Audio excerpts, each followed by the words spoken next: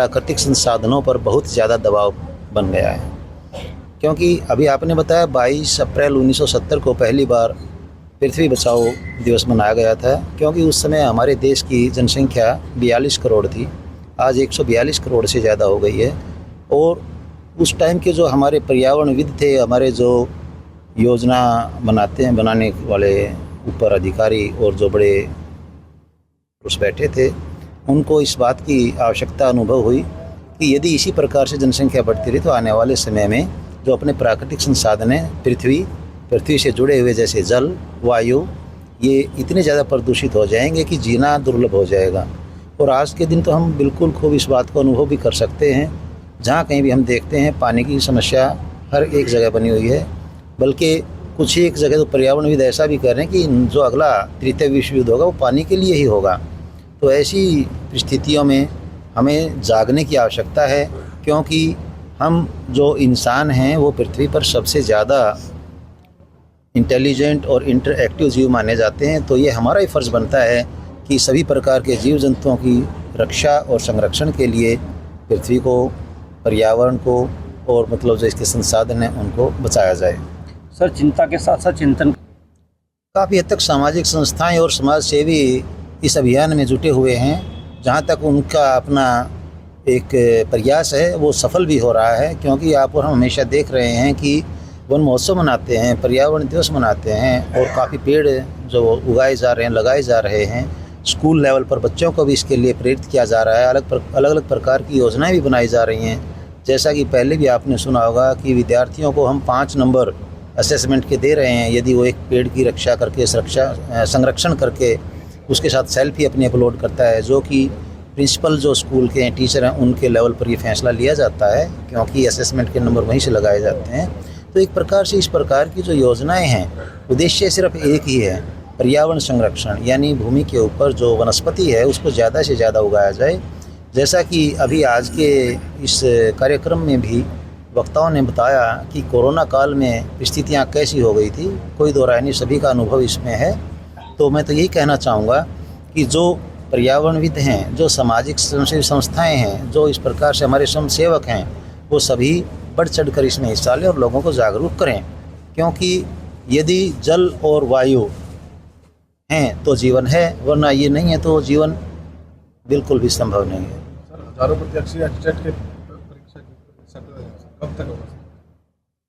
मैं पहले भी इसके बारे में आपको बता चुका हूँ।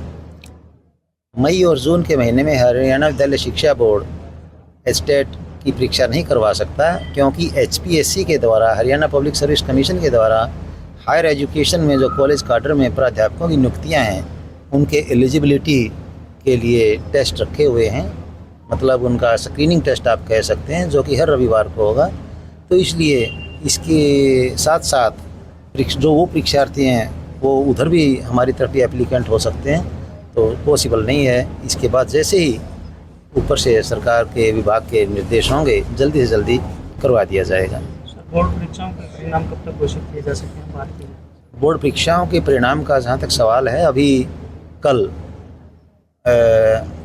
यानी 23 तारीख को और ज़्यादा से ज़्यादा 24 तारीख तक हमारे जो सेकेंडरी और सीनियर सेकेंडरी के इवैल्यूएशन का काम वो पूरा होने जा रहा है।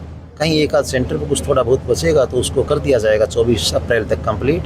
इसके बाद अगली प्रक्रिया जो तीसरा चरण हमारा वो शुरू होने जा रहा है, और कोशिश रहेगी जैसा कि बोर्ड का एक पहले भी रिकॉर्ड रहा है, 45 डेज़ में हम एग्ज़ाम का ख़त्म होने के बाद करवा देते हैं रिज़ल्ट डिक्लेयर, तो जल्दी से जल्दी करेंगे। आज 22 अप्रैल पृथ्वी दिवस है, जो दुनिया के हर देश में मनाया जा रहा है, क्योंकि पृथ्वी को बचाना सरकारों का भी काम है, समाज का काम है, हर आदमी का काम है। उसके लिए बच्चों को कहीं ना कहीं, हमारी पीढ़ी को उसके लिए प्रेरित करना, उनको ज़्यादा से ज़्यादा पौधे लगाने के लिए उनका एक भाव बनाना, मन बनाना, उनको पक्का करना। और आज इस कार्यक्रम के तहत हमारे हरियाणा विद्यालय शिक्षा बोर्ड के चेयरमैन डॉक्टर पवन साहब भी आए हैं, हमारे अनुसूचित जाति आयोग के जो वाइस चेयरमैन विजेंद्र बड़गुजर जी बता रहे हैं। इन्होंने अपने संदेश के माध्यम से यही कहा है कि अपने जितने भी हमारे स्कूल हैं, जितने भी जो बच्चे पढ़ते हैं, तो कहीं न कहीं उनको पृथ्वी को बचाना है। पृथ्वी को बचाने के लिए पौधे जितने ज़्यादा से ज़्यादा हों लगें, जब मौसम आए तो हम सब उसके लिए कहीं ना कहीं अपना काम करें, क्योंकि पृथ्वी हरी भरी रहेगी तो हमारा जीवन खुशहाल रहेगा, हरा भरा रहेगा। और हम अपने जीवन में कहीं यदि अपने आप को ये मानते हैं कि हम उसे ऋणी हैं पृथ्वी के, प्रकृति के, धरा के, तो उसके लिए हमें काम करना पड़ेगा और काम सब करें। और जो भी जितनी भी संस्थाएँ हैं, चाहे स्कूली संस्थाएं हों, चाहे जो भी सामाजिक हों, धार्मिक हों, सब ने अपने स्तर पर काम करेंगे तो ये पृथ्वी बच पाएगी, धरा बच पाएगी, जिससे हमारा जीवन भी बना रहेगा। क्योंकि हमारे तो एक धार्मिक मान्यताएं हैं, तो परंपराएं हैं प्राचीन, जिसमें हम संत महात्मा जो ऋषि मुनि जो अपने आसपास में जहाँ कुटिया में रहते थे उसके आसपास बन रहा करते, तो उसमें ये पूजा का संदेश भी था कि हम सब पूजें उन पेड़ों को जिससे हमें ऊर्जा मिलती है, जिससे जीवन मिलता है, और जिससे जीवन मिलता हो उसको यदि हम बचाए रखेंगे तो हम बचेंगे। सर, हम कह सकते हैं धर्म के नाम पर कहीं ना कहीं ज्ञान के अभाव आदमी अपने स्वार्थ वश जो इन चीज़ों को खराब कर रहे हैं, जो जीवनदायिनी हैं, हवा और पानी हमें जीवन देते हैं, उनको यदि हम शुद्ध रख पाएँ, स्वच्छ रख पाएँ तो हम समाज भी स्वस्थ रहेगा, हम भी स्वस्थ रहेंगे।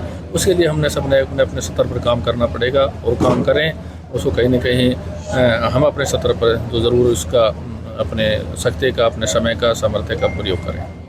ये तो हम सब कोई अपनी एक सोच है और उसको सोच को हम यदि ये मान के चलें, क्योंकि पिछले दिनों जब हाकुम जिसमें दुनिया हमारे देश की आधी से ज़्यादा आबादी आई और उसमें इतना स्वच्छ वातावरण, शुद्ध वातावरण था, स्वच्छता का पूरा ध्यान रखा गया, तो ये तो एक छोटा सा शहर है। हम अपने कहीं ना कहीं अपने आसपास में या कहीं अपने मकान का, कहीं दुकान के, तो ये सब की जिम्मेवारी है, उसको हम सौंप लेंगे तो ही हम सोच से बेवाणी कर पाएंगे, स्वच्छता का जो हम काम कर पाएंगे।